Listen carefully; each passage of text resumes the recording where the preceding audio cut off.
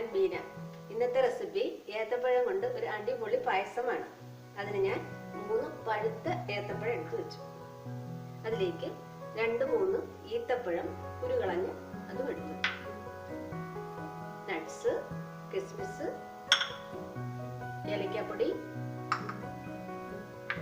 നെയ്യ്, പാല്, ഞാനിവിടെ ശർക്കര ഉരുക്കി എടുത്തു വെച്ചു.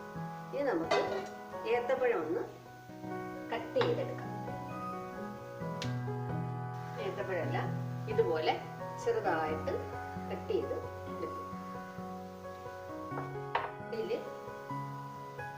കുറച്ച് നെയ്യ് ഒഴിക്കുകയാണ്.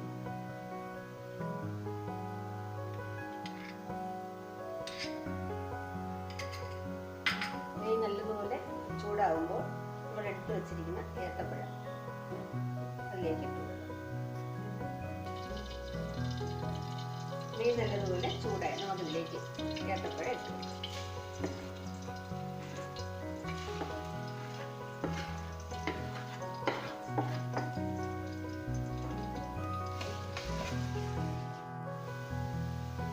ഇതിലേക്ക് നമ്മൾ എടുത്തു വെച്ചിരിക്കുന്ന ഈത്തപ്പഴം കൂടെ ഇട്ട് നല്ലതുപോലെ ഒന്ന് മിക്സ് ചെയ്യും.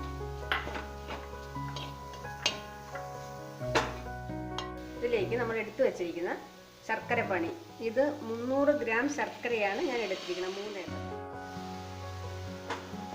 3 നെയ്യിൽ കിടന്ന് ഏത്തപ്പഴം നല്ലതുപോലെ വെന്തു. ഇനി ഈ ശർക്കരപ്പാനിയിൽ കുറച്ച് സമയം നമുക്ക് നന്നായിട്ടൊന്ന് ഇളക്കി. ശർക്കരയിലും നെയ്യിലും പഴം നല്ലതുപോലെ വറട്ടിയെടുത്ത് ഇതുപോലെ നല്ലതുപോലെ വറട്ടിയെടുക്കും. ഇനി ഇതിലേക്ക് നമ്മൾ എടുത്തു വെച്ചിരിക്കുന്ന പാൽ ഒഴിച്ചു കൊടുക്കാം. 1 ലിറ്റർ പാലാണ് ഞാൻ എടുത്ത് വെച്ചത്. 1 ലിറ്റർ പാലിലേക്ക്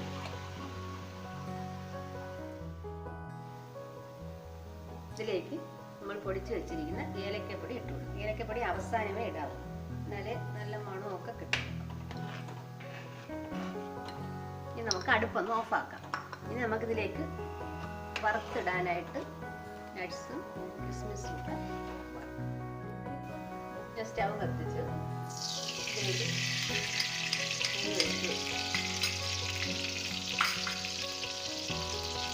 ചൂടായിട്ട് വെളുത്ത് വെച്ചിരിക്കുന്ന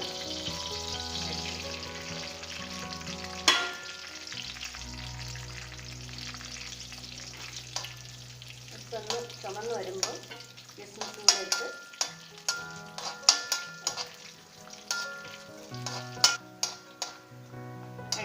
ചെറിയ ബ്രൗൺ നിറം അതിലേക്ക് കിസ്മിസും കൂടെ ഇട്ട്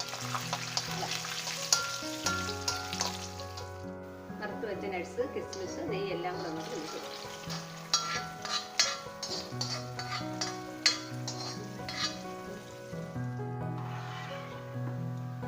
നല്ല രുചിയുള്ള ഏത്തപ്പഴം പായസം തയ്യാറായി. നിങ്ങൾക്ക് ഈ റെസിപ്പി ഇഷ്ടമായെങ്കിൽ ട്രൈ ചെയ്ത് നോക്കുക. അതുപോലെ സബ്സ്ക്രൈബ് ചെയ്യുക, സപ്പോർട്ട് ചെയ്യുക, ഷെയർ ചെയ്യുക.